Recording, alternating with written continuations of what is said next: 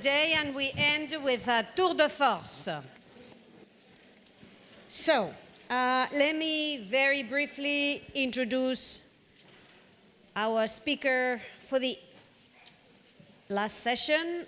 He is no less than Mo Ibrahim. Mo, thank you very much for being here. Give him a big applause.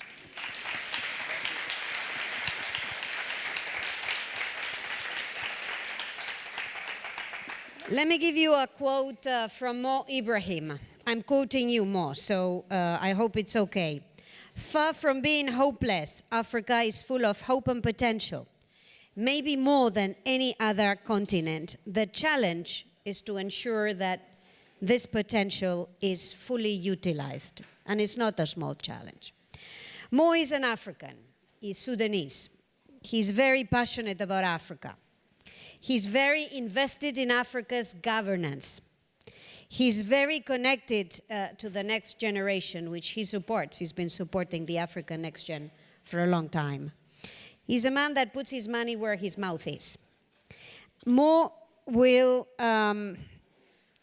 engage in a dialogue with two of our students, with Fary from Senegal and Maria from Colombia. Fary, Maria, over to you. Hello, can you hear me? Okay.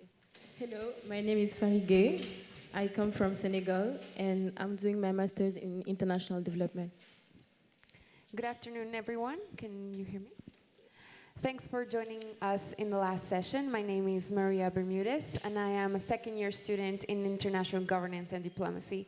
And it is my great pleasure to be alongside Fary moderating this conversation with Dr. Mo Ibrahim on governance and business. In a world where business actions and politics are increasingly intertwined, understanding this connection is very crucial nowadays. Just as political institutions learn from the business world, so does the private sector has gained more and more influence in public affairs as a catalyst for development and growth. This gearing between the public and private sector also allows for more integral and more versatile professionals in the next generation, and the skills required in both sectors tend to be similar today. Thanks to that, I have personally been able to navigate between jobs in the public sector in Colombia, my home country, in UN institutions, and in private corporations here in France. And that has allowed me to relate to the story, the life story of Dr. Mo Ibrahim as well. However, this gearing between both sectors has come from different reforms from the new public management that have tried to make the state smaller and more effective. And a revolutionary trend from these reforms is taking operations and strategies from the private sector and apply them in the public sphere. That has allowed for more accountability in the public service, citizen control, decentralization, and flexibility, making the public service more business-like. How do you think, Dr. Mo Ibrahim, a more integrated approach, one that combines strategies from the public and private sector, can lead us to more effective governance? Well, thank you, both of you, and thank you, my dear friend Arancha, for inviting me here, and thank you for staying late to listen to me. I just want to ask first, why so many red shirts there? What is... So these are the volunteers that have worked hard to put this event together. Well, I volunteer too. Can I get a red... We will give you, depending on the results of the conversation, Okay. we'll give you a shirt. No, I'm just curious, yeah. Just one remark. You said increasingly business has influence in government. Actually, business always had influence of government. Actually, business driven governments for hundreds of years. This is a fact, really, the link between business and governments, and sometimes with disastrous effect, sometimes usefully. It depends how it's the relationship. I was talking to a historian friend of mine, and he told me he was doing his PhD in about the Indian and the British sort of relationship. And he told me, see, I looked at all the cabinet papers. I did not find any decision taken by the cabinet to occupy India. It's never taken a decision. Government never discussed that. Who colonized India with the East India Company and the West India Company? Those the guys who really built their business empires, built their armies, and signed the agreements with the Maharajas and this and that. And this is the guys who created a de facto, and government just have to rush back, you know. Hong Kong, it is the opium traders in Hong Kong who is really upset because the Chinese were trying to stop the opium trade, and then the government has to go and protect them. They end up occupying Hong Kong. So business has always been driving government, and there is nothing new. But what we look for is a healthy relationship between the two, because there are things obviously can happen better. So don't think of business always as a wonderful tool to really help the government to be better, etc. Business can be also bad, can be very selfish, and can drive us to a very bad conclusion. But there are some business practices which are useful. What I think really is what we need is open government, where all the stakeholders have a place around the table. So it's not only business people. Also, we need the civil society. We need stakeholders. That's how we can create a national debate to shape what we are trying to do and going forward. But to idolize business as something which is going to come to rescue government, that is not true. And we look around us now, actually. One of the problems I can see is that regulators and governments are finding very hard to run after business. Business gone global long time ago. Governments cannot deal with that. You look at the taxation system around the world. Business are gaming the taxation around it, yeah? You heard about all this, profit shifting and mispricing, a huge problem around the world. And, but because the tax collection is very much nationalized within the border of the country, they are unable to deal with the business who's gone global. They are giving the system. Look at the new technology, artificial intelligence. We don't know yet how to regulate that. That is a major development, has great benefit and has great threats. But our regulators, our parliamentarians, our MPs, our government people don't understand it. They don't know what it is, how it's going to affect us. But business is running ahead. They're building a chatbot, they're building everything and commercializing what is going on, and the government is behind, doesn't know what to do with it. So there is always issues there about how to deal really between government and business. Business is agile. It has clear objective, money. Okay? And they will do everything possible to do that. But for governments, for regulation, how to harness this power is a problem. And we did not crack it yet. I hope I did not go off. No, it's fine. Okay. Well, thank you for your answer. So, as a young person who wants to impact my country, I've always been told that I need to be a leader. So now, leadership, we've been talking about leadership since this morning and even before. And I think it can be a bit tiring, but it's okay. It will be the end very soon. So leadership, I think, it's not something that you are, it's more in the actions. So it's about guiding, it's about enabling the people to work and to do something that they couldn't do individually. So, for example, there are some people who wants to work more about climate and they create projects in that sense, and which is great. There are others that can hop on every business opportunities that they see. and which is very great actually. They can work on agriculture, on education, health, on telecommunication, as you, Dr. Mo Ibrahim, did with CELTEL. And I believe that that's how we create a real society. That's how we have progress. That's how we reach development. So it reminds me of a concept that is very dear to me, which is the Ubuntu concept. Ubuntu, which in Swahili means I am because you are. It also means the humanity of each individual is the humanity of others. So how can we apply Ubuntu in our everyday life? So for me, when I see, for example, now that my country, Senegal, which is relatively young, we are, I think, over 70% of the population is under 35, which is very, very young, actually.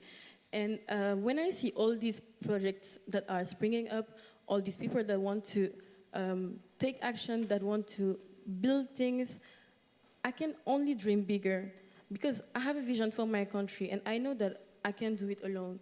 So it's by acting with Ubuntu and all those other concepts that we can reach this kind of development. So this leads me to my second point about Ubuntu still, which is believing in others. Because believing in others resonates a lot too with democracy.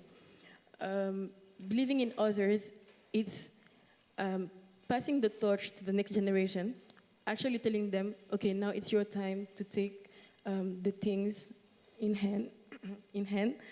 And it also reminds me of the farewell speech of Leopold Sédar Senghor when he was leaving the presidency in 1981. He said that he had two reasons why he resignated. And the first one was a reason of principle. So because he believed in the alternation of powers. And the second one was a reason of fact, because he was getting old and it was time for him to, pass the torch to the next generation. And unfortunately, it is something that is very rare. We don't see it a lot in our countries in Africa. And it's not really democratic. And I believe in democracy a lot. So you, Dr. Mo Ibrahim, as an expert of governance, how do you think we can put at the service of the society, at the service of good governance, all these concepts as Ubuntu to meet the goals, the standards you fixed through the Ibrahim Index about democracy? That was a very long question. That's an essay, actually, not a question. But you asked me to challenge you. Okay, so. No. Okay. You should sit here. I sit here, Yeah. Right. I think there is a misunderstanding there. Ubuntu is not something we can apply here or apply there. It's not like a medicine or a pill you take it here to, This is a cultural issue. And it is an part of African culture. Not because we are superior to you guys, no. It is because of the conditions of our community. You guys live here in France. When I say guy, I mean ladies and gentlemen. So please, don't be offended. You're sick, you go to the hospital. You get treated for free. You have no job, they pay you. Unemployment benefit. Yeah? This state creates a safety net for its people. In Africa, we don't have safety nets. Do you understand that? You don't have a safety net. You're sick, good luck. No job, good luck. So, what people do in these circumstances, we create our own safety net. What's our own safety net? Is a community. My house get washed out in rain. All the people in the village come up to build my house. Why? Because next time his house will go and we need to go and do it. Somebody in the family, okay, you know, this guy died, he has young children, who all come together, how going to look after these children? We have to create our own safety net because of the lack of the government support. So not because we are more humane than you, we are not, but we have to do it. Otherwise we'll die. So that what bring issues like Ubuntu and whatever.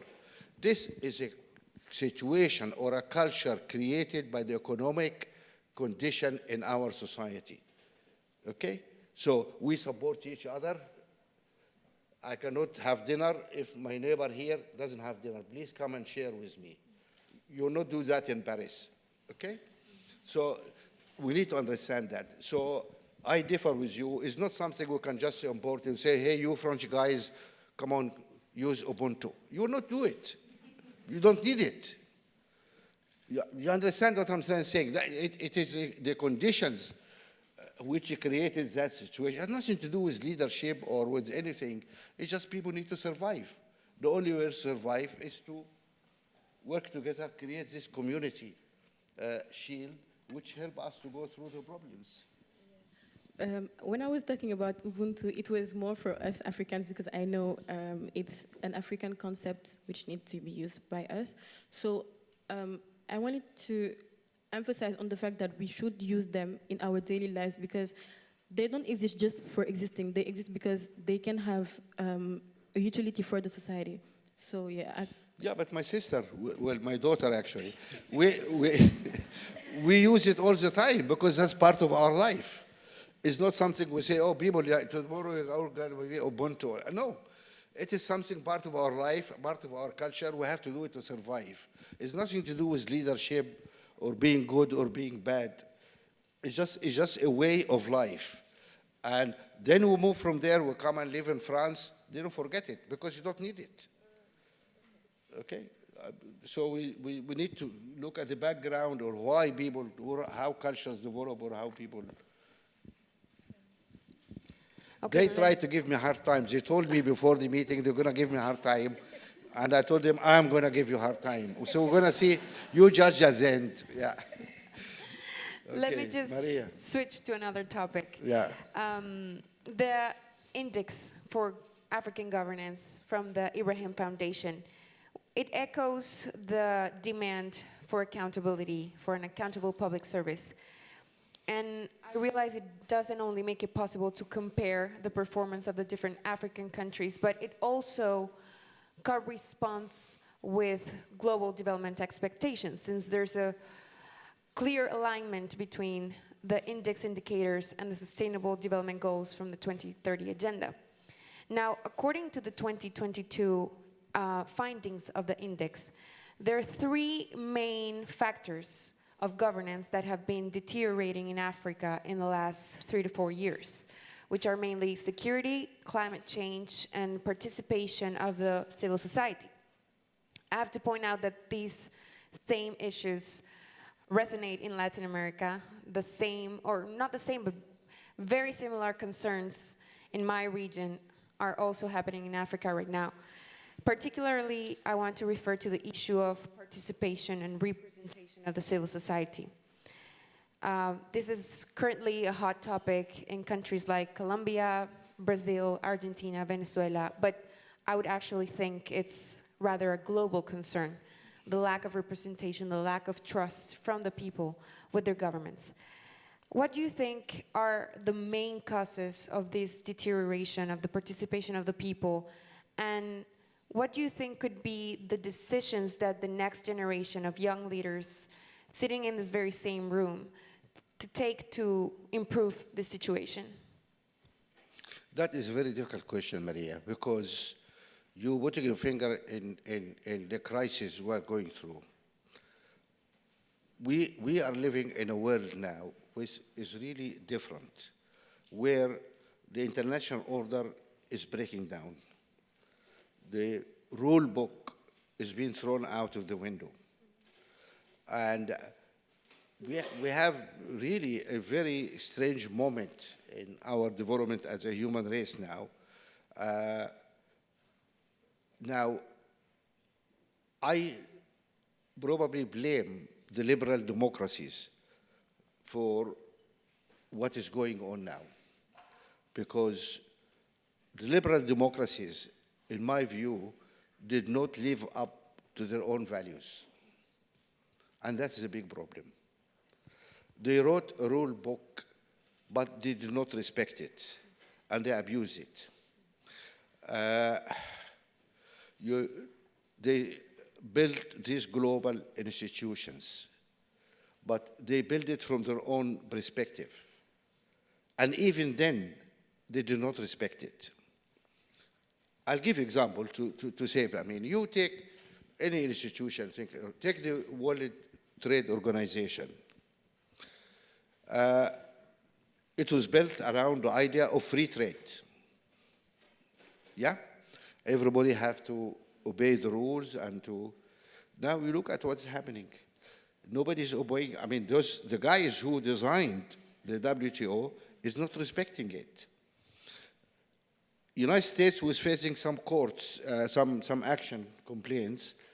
So what the United States did, she stopped appointing judges because they need to appoint judges to look at these cases, which criminal, so they could not meet.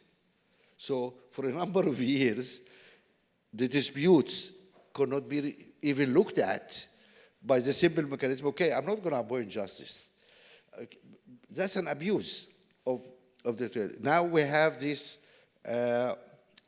which is strangely named the Inflation Reduction Act, which has nothing to do with inflation. It's a subsidy for certain industries, you know, in the tech area. That's it. It's some tech area, some green area. That's against the, you know, spirit and the rules of WTO. Is done. Then what? Europe has to come together now and do something else. So we're going now into subsidy. Okay? So that's breaking the whole thesis of free trade. So you create an organization, you convince us to come to join this organization, sign the dotted line to do, in Africa we have to remove subsidies to join them, and then you break the rule when it suits you, and that's it.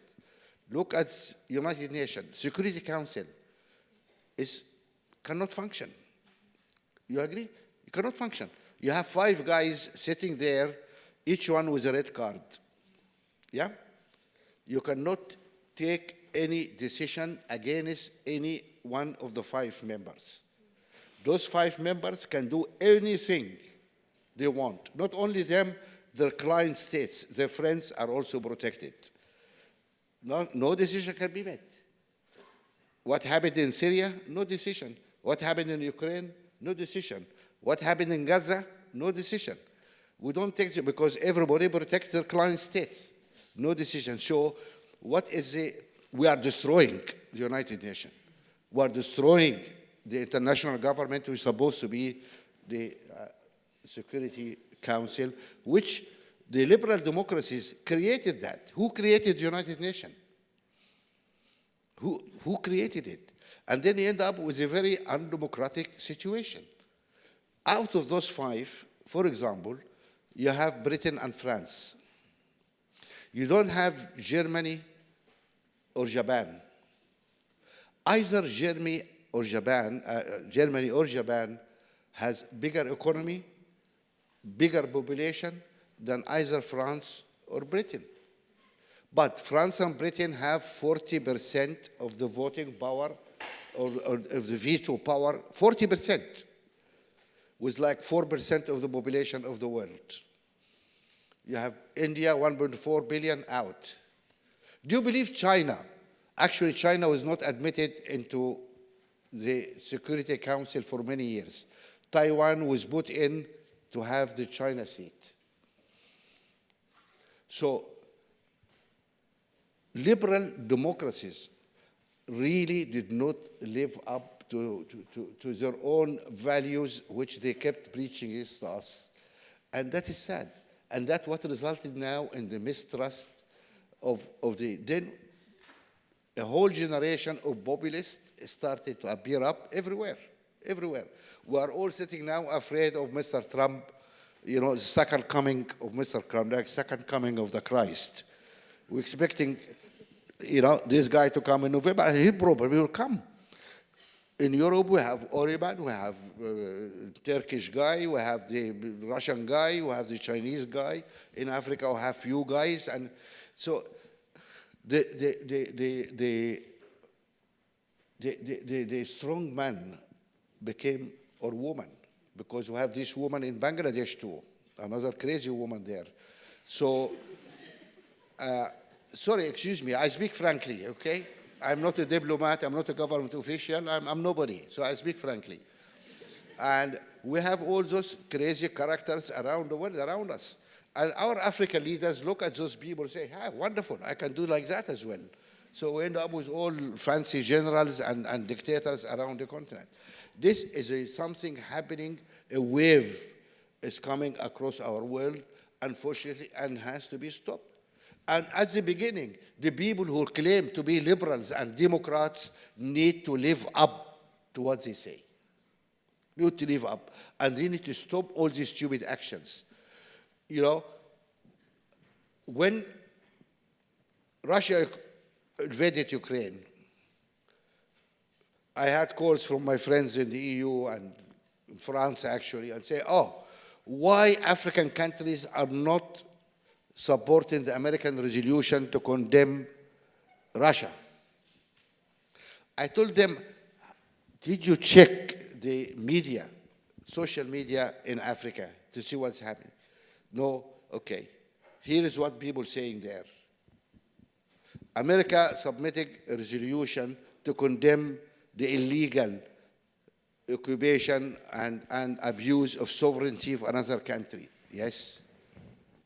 It's a fair resolution. But did not the United States do the same in Iraq? Was there illegal reason for them to go into Iraq? Did they get permission from UN to go in Iraq? Did not. Is again abuse of sovereignty of another country. Why is it okay for America to do that and not okay for Russia to do what they're doing? Of course, well, we condemn what Russia did, but we should also condemn what America, and for America to submit this resolution was a mistake. At least maybe a country like France, which opposed that, or Germany, should have submitted that resolution. But can you see the hypocrisy? Okay, you claim to be a Democrat, you claim to love the rule of law, please behave, walk the talk. Otherwise, people lose trust in you. We lose trust on you, we end up with all those crazy populist guys. I think that is a problem in my view. It is our fault. We, the liberal Democrats, did not behave. And that is the problem. Thank you so much. So now we see that we are in a world where many countries are put against each other because of conflicts of interest. And if I take the example of the Democratic Republic of Congo, where today we're talking about genocide going there because of the exploitation of minerals, how do you think that we can solve these kind of issues? What recommendation would you give African countries that are in possession of these resources to make the most of it, so to benefit from it, and also from the other regions, while keeping peace and stability in their country? That's an important question. Africa is blessed with a lot of natural resources. And a lot of the really natural resources even needed for the new economy, the green economy, is in Africa. But unfortunately, Africa has gone through what people call it the resource curse or whatever, which in reality is bad governance. It's bad governance. Everything starts from governance.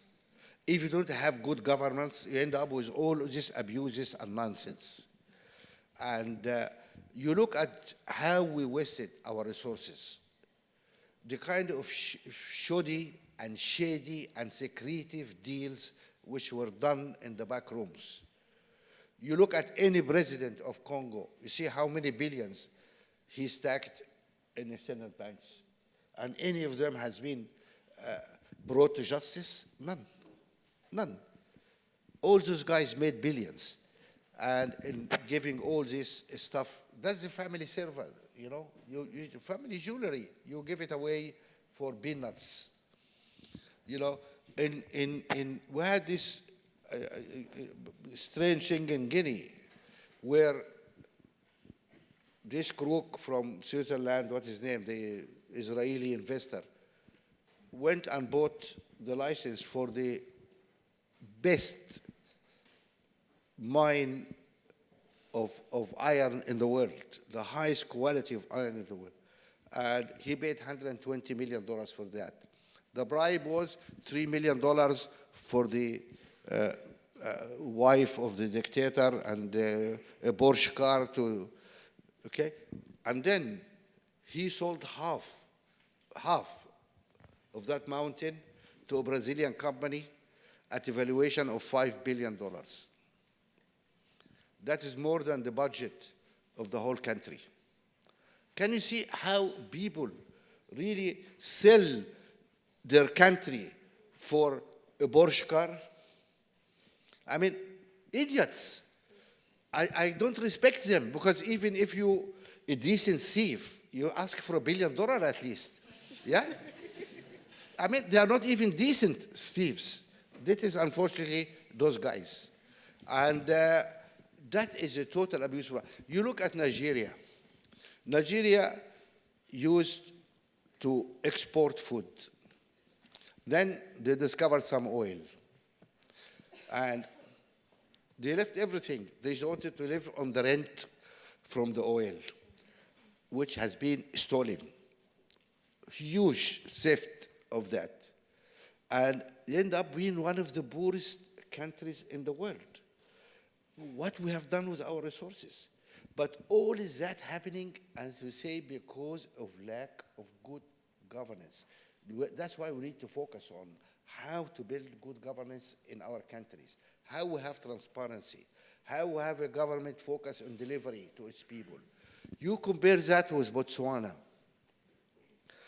Botswana had a wonderful experience with natural resources. They have these diamonds, but they had the best deal with the beers. Nobody had a deal like that with them.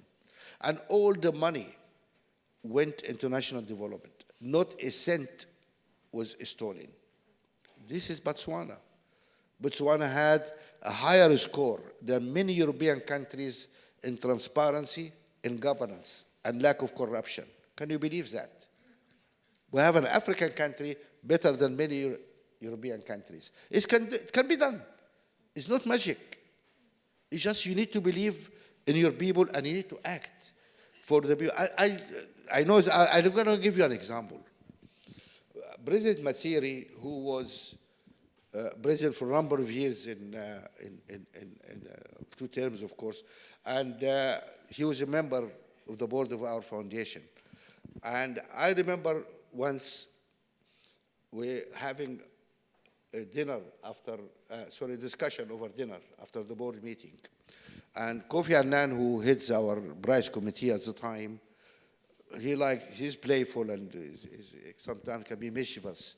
So he answered, ask this guy why, we had a problem with him in Addis and coming to Addis and many years ago, and he caused a diplomatic accident. We said, oh, Kofi, what happened? He said, I was an officer at the United Nations at the time, young officer, and Masiri was coming to the meeting of the African, at the time, Organization of Africa, OAU at the time. And the Emperor Haile Selassie went to the airport because they received the head of states, rolled the red carpet, waiting for and the plane comes and people come, but there's no Masiri. So they rail up the carpet and go. And then at the end, Masiri comes out and there's nobody wait to meet him. What happened? He was flying economy and he was sitting in the back of the plane. And that became an incident. And then we asked, Monsieur, why are you flying economy? That was the president of Botswana. And he said, look, when I came to power, the economy was in a bad shape. And I really need to curtail, any unnecessary expenses in the government. And I didn't want to tell people, don't do this or don't do that. What I do, I fly economy. Then every minister will fly economy. Any government official will fly economy. Every business leader will fly economy because it's not proper. So I said, by doing it yourself, give an example, everybody falls in line without being harsh and telling people what to do and not to do. This is the leadership, how people lead from the front. And he said, actually, many people don't understand this. He said he was mediating on Congo. There's always problems in DRC. And one day he arrived at the Kinshasa and going to the VIP side, and then the head of the parliament, what they call the speaker of the parliament, came to him and said, Mr. President, you're causing us a lot of problems. Because this is on TV. And everybody in Congo knows you're a traveling economy. He said, do you know that not only me, every MP in DRC flies first class.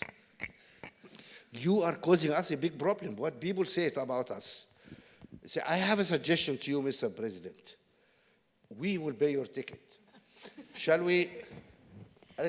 And Basiri said, you see, this idiot, he doesn't understand what I'm doing. This is DRC. And that is the difference between DRC and Botswana. There's difference between good governance and bad governance.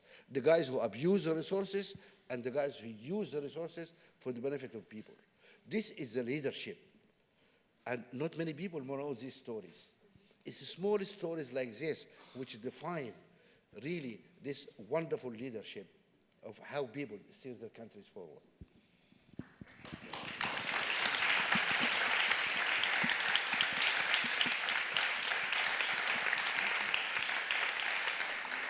Don't applaud me, applaud Masiri. I didn't do that. I still travel first class. Sorry.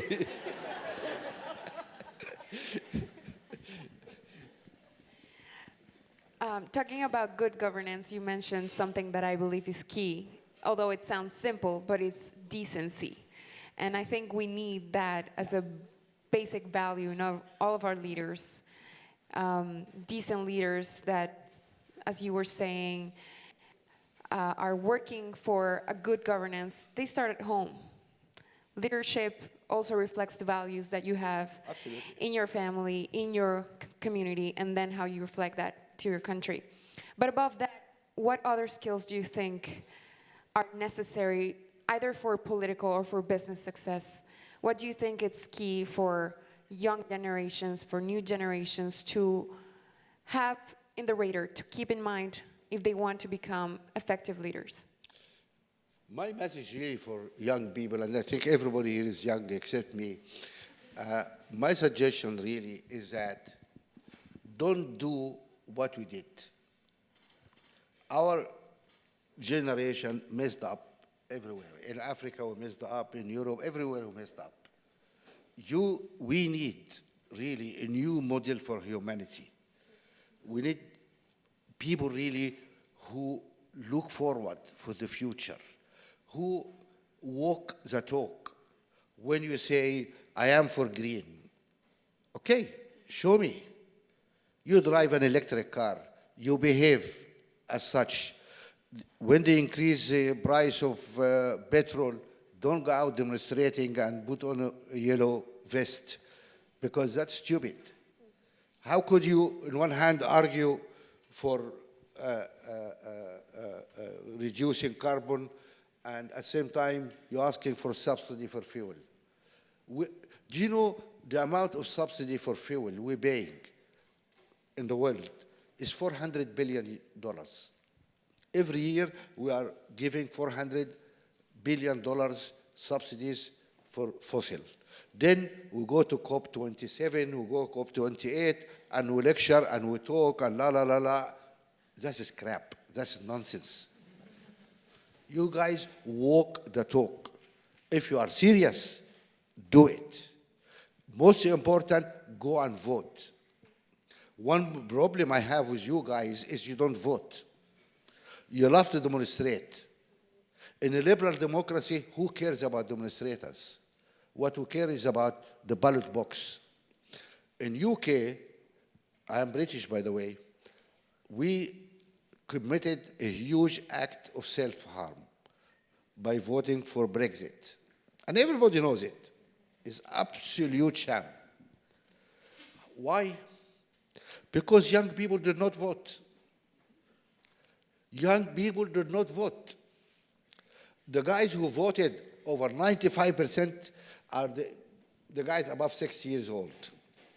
Those guys have no stake in the future. Why should they be even allowed to vote? Really, I mean,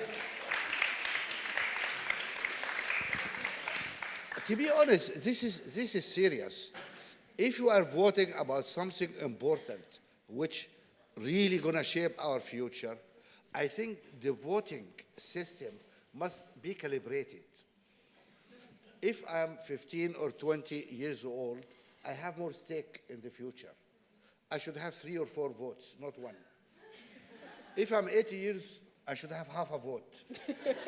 Because I'm voting on something which I'm not going to live to see the consequences of it. Why should you be given even a vote? Yeah? Do you realize it is your future which our generation, is messing up with? Absolutely.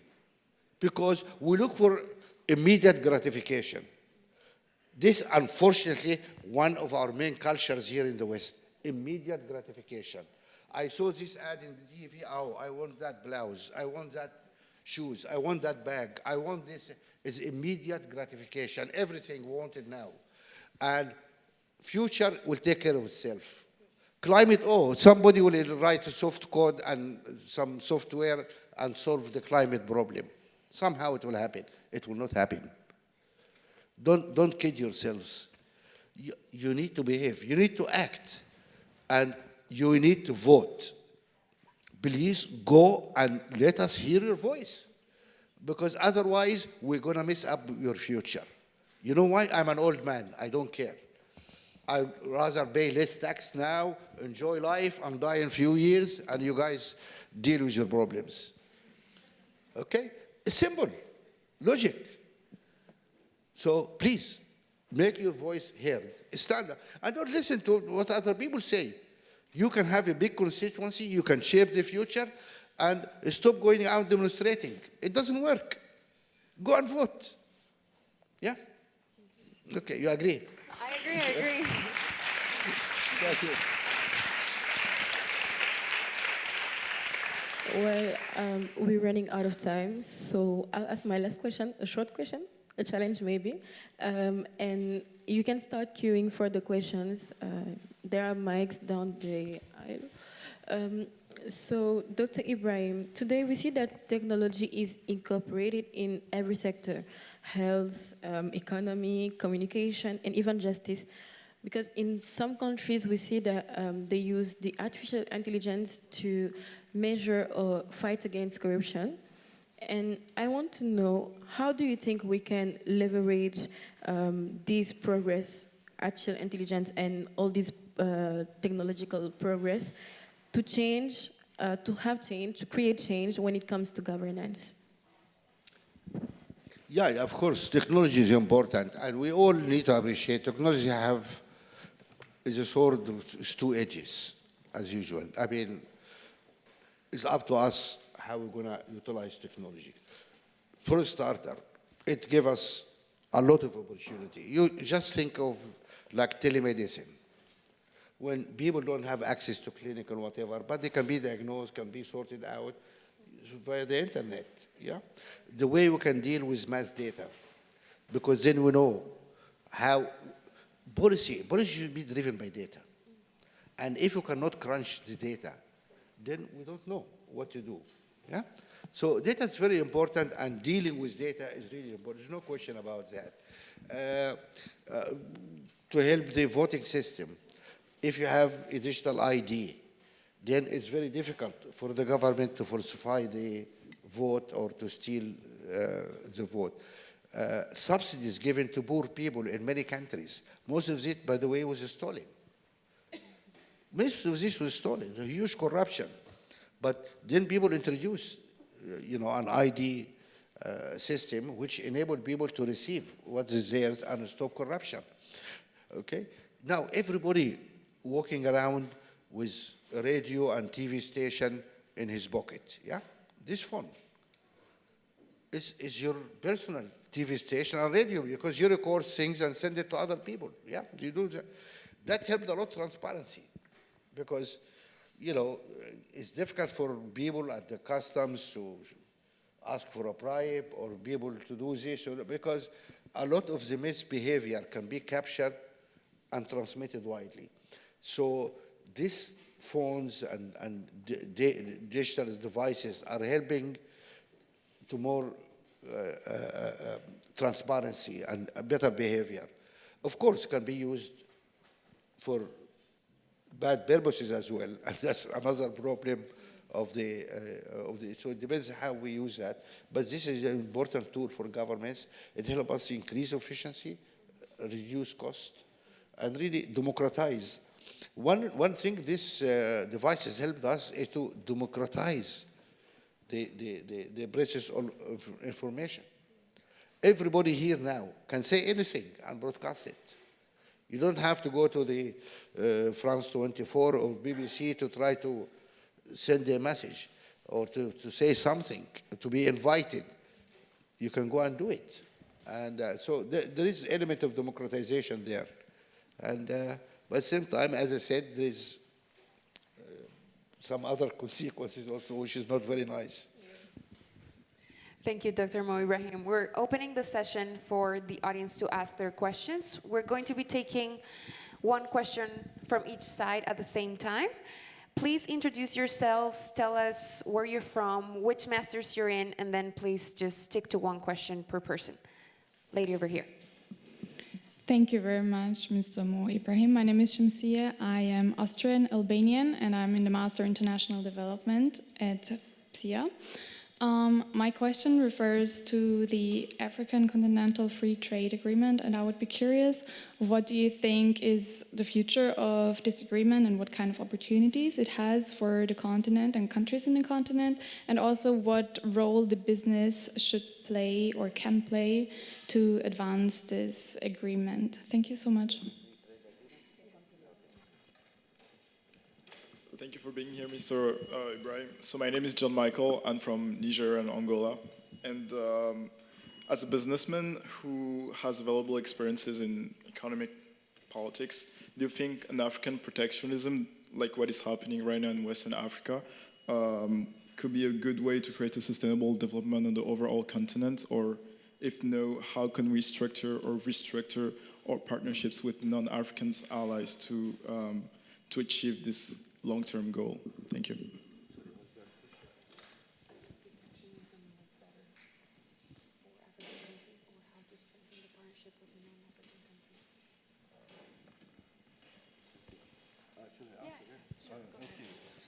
I think the two are linked in a way. Free trade agreement is very important for Africa. Wherever I go around in Africa, I raise that issue with everybody in Africa. People say Africa, Africa. Africa is 54 countries. Huh? It's not one country. And people think Africa is just one entity. No, it's 54. And they have different languages. They have different laws, different economies, etc. Some African countries also are very small countries.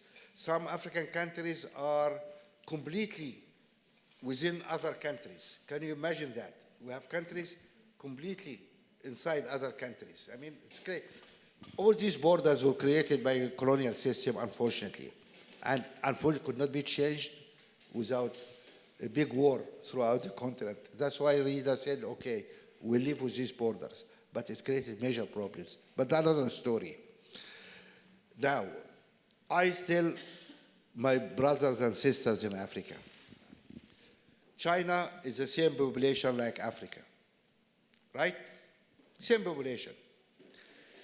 If China was 54 countries, like Africa, each country has its own language, customs, rules, whatever. Where China would have been today would have been exactly where Africa is.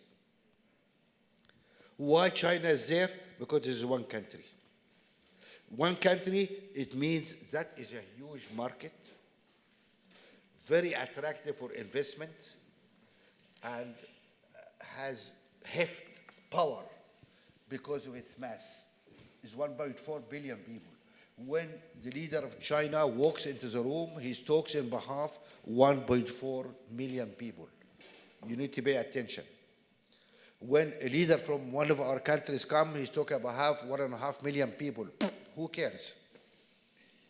None. You don't have, and imagine the cost of having 54 countries. We need to have 54 ambassadors in New York at UN, 54 ambassadors in Washington, 54 ambassadors in China, 54. Can you just think of the cost of that? We have 54 governments. What's the cost of 54 governments? It's stupid. And we tell our friends, look at those Europeans. They're smart. They're crafty. The best thing they did in Europe was the common market. That is the main achievement of the European Union. It is amazing to have all those guys together, to have one negotiator negotiating in behalf of all those people, 500 million people, or now minus UK, 450. That is power. You have a good deal. You come from Niger. Yeah. Okay. Your president go, and if you have one, you don't have one now, but okay. You have a crazy general, I know. Yeah, I know. That's special. Do you have the power to go and sit across the table from US or Europe or to negotiate any trade deal? You have no power because you are tiny. You have no power. This is the jungle. Yeah? The elephants has a position, the lions has a position, and the rabbits has a position. So we are rabbits, and everybody trade over you because you are a rabbit. Now you need to come together, and then you see the real growth of the economy. We need to have freedom of movement of people, freedom of movement of capital in Africa. We need to have one negotiator negotiating on behalf of all Africa. It says 54 guys with no power. What they get? So it's just beyond imagination that we fail to really conclude this agreement sooner. Still, we're struggling with getting ratification and stuff like that. I'm a great believer, actually, in the United States of Africa. If we can get that, it will be wonderful. Meanwhile, I'm happy to have the common market of Africa. Let's hope we can do that. Thank you so much. Thank you. Hello, everyone. Thank you for this wonderful panel. My name is Rishwa. I'm a second-year master's student of governance and diplomacy. My question would actually be picking from what you said in the very beginning of the importance of contextualizing and how the Western world is different from the African context and also from, let's say, the Asian context. And what you were saying, Fary, I'm sorry if I spoke your name incorrectly, on the fact that the growing technology and the use of AI. So we have seen in African context and in many other Asian and Latin American contexts as well that the governments are using digital public infrastructure, AI, satellite imagery. I can take the example of, let's say, Togo. In Togo, during the pandemic, there was a project called Novisi, with which they tracked the households, analyzed their mobile internet data, and based on that, made a transfer of 34 million USD to 90 92,000 beneficiaries, which is a huge population for Togo, which is just 8 million in total. So that would, I think, in some way, the West probably, the liberal minds would say that that's data, the governments did not respect the data privacy of the people. But there are so many cases that comes up with this in the sense that when there is no food on the table, do you really care about data privacy or you care about being fed? What would be your, what are your views on that? And I actually open it for everyone in the panel, and I would love to hear all your views. Thank you.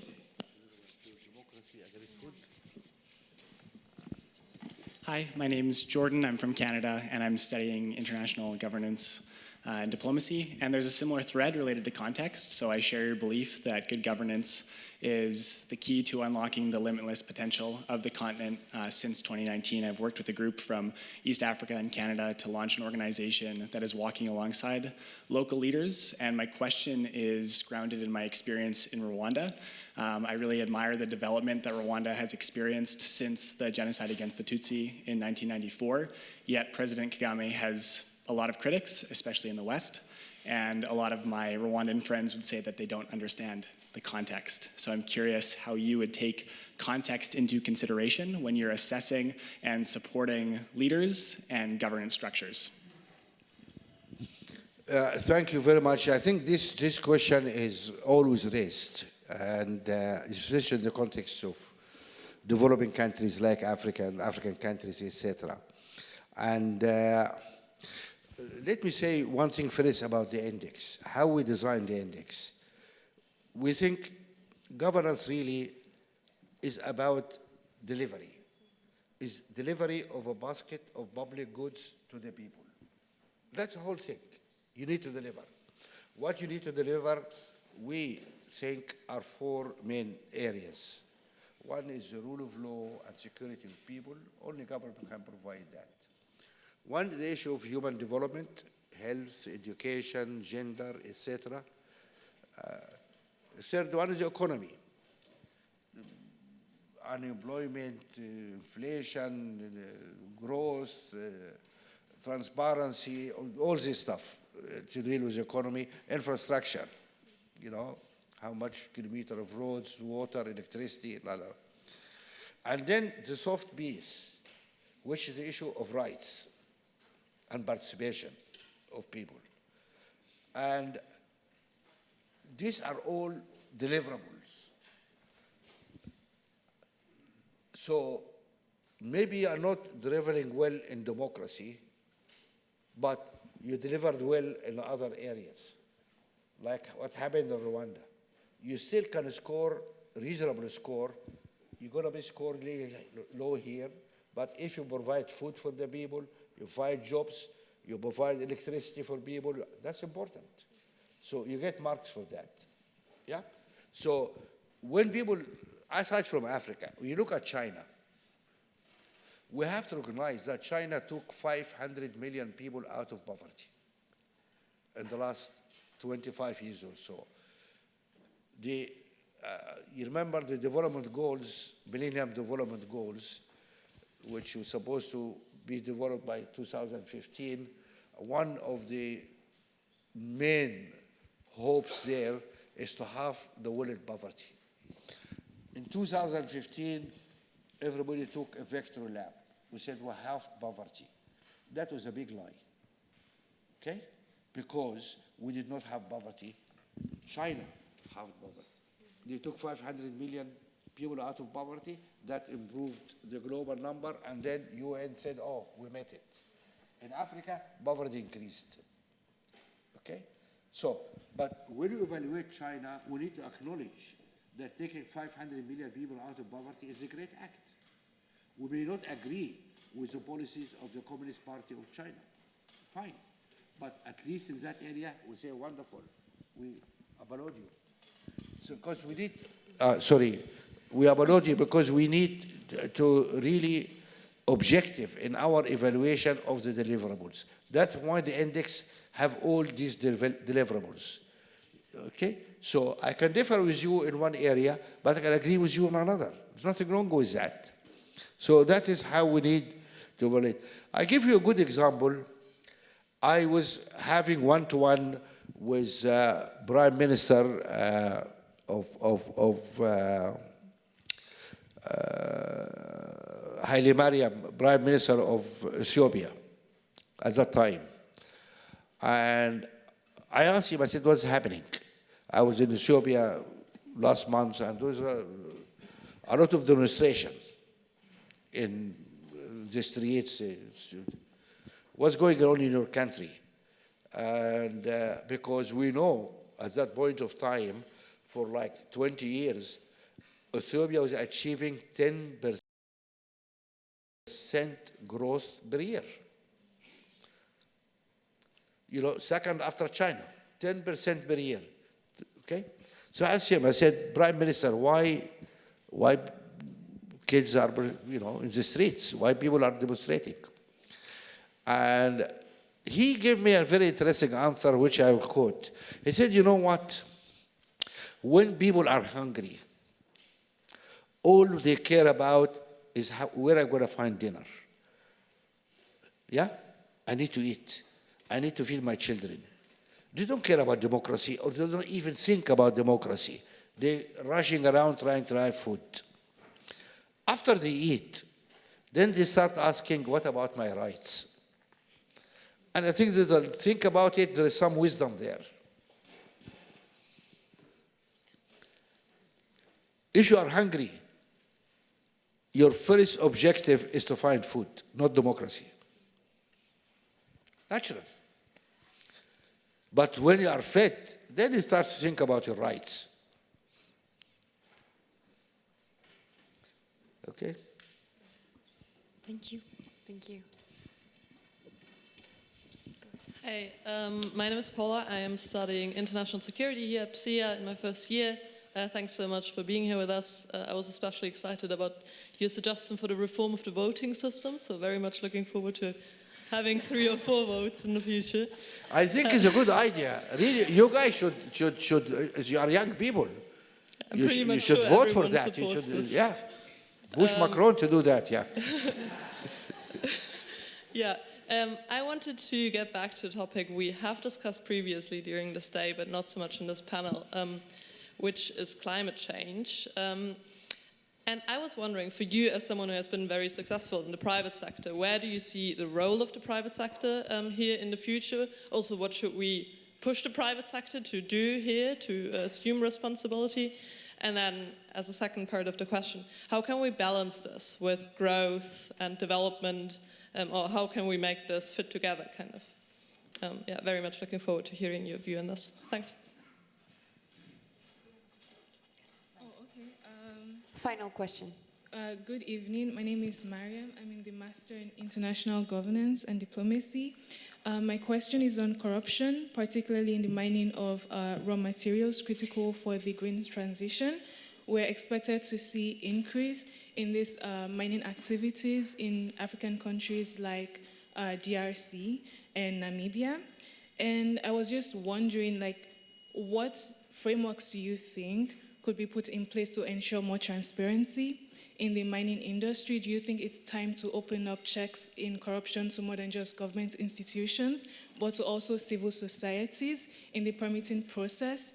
And also, if it's now the time to establish geological surveys in African countries to ensure that there is accuracy and transparency in estimation of raw materials? And also, how do you think digital technologies such as AI can be used to ensure more transparency in the monitoring process? And whichever other ideas you have about ensuring more transparency. Thank you. Well, thank you. Too many questions, but okay. Business.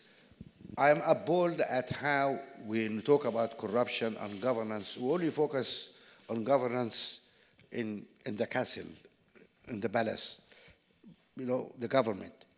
We need governance also at company headquarters, at boardrooms, because business is very essential player here. Let me start by saying, do you think a government official corrupting himself or corrupting another government official, who's the partner in corruption to any bad politician? is a businessman. Yeah? For every corrupt public official, there is at least a dozen corrupt business people. Is that sensible? Yeah. So, where are those 12 against 1? Where are those hundreds and thousands of business people who are partner in the crime of corruption? Have you heard about any of them? Look, corruption was legal in Europe, right? And it was legal in US. And what you do at that time, my CFO was a Frenchman. He told me, if you want to pay anybody, you have no problem. We'll put it under business expense, and it is tax deductible. Okay? That was the state of Europe and the United States. Then there was discussion about real is not nice, we need to do something. Europe and America agreed to introduce anti-corruption laws. The American went ahead with what they call the Foreign Corruption Act, I think. It's called the FCA, yeah? And implemented, I think, in 85 or 84. Europe then said, opportunity for us, delayed. Why?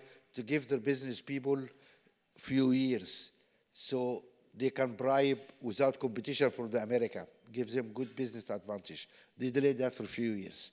It took 5, 6 years for Europe to introduce the laws of corruption, anti-corruption laws. Okay? And that was only 30 years ago.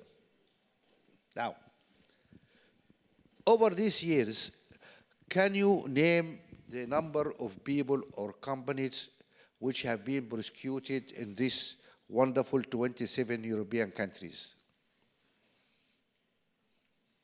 Very difficult. Very difficult. So, the statement from Europe is that there is no corruption.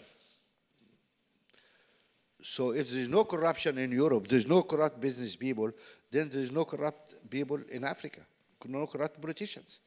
Because those politicians are not corrupting themselves. Who's corrupting them? So this goes back to what I said earlier on, walk the talk.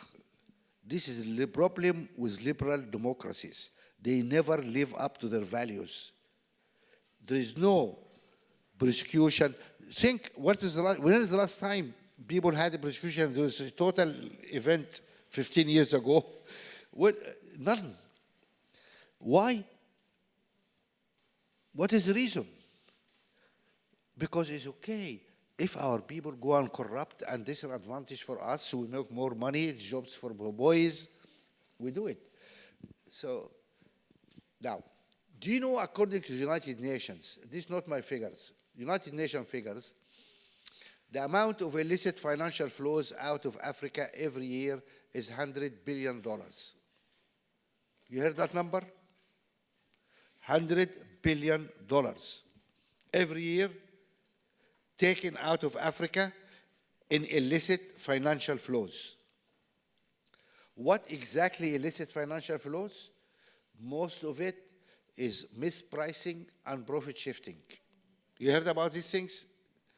Mispricing and profit shifting. And this is happening all the time, and nobody discussing it. Why?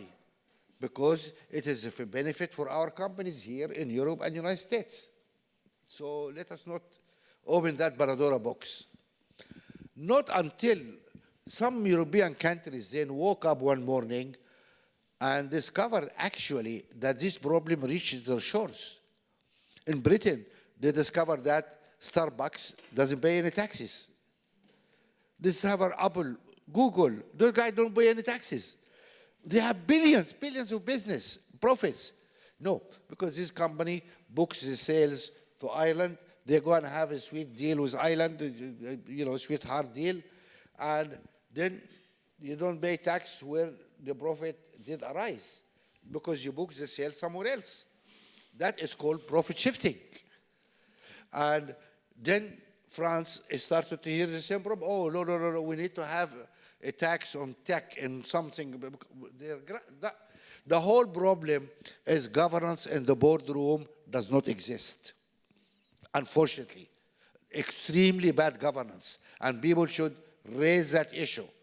Not only that, we need also to force the laws. And those people, because they keep corrupting with impunity. None of those guys went to prison. None.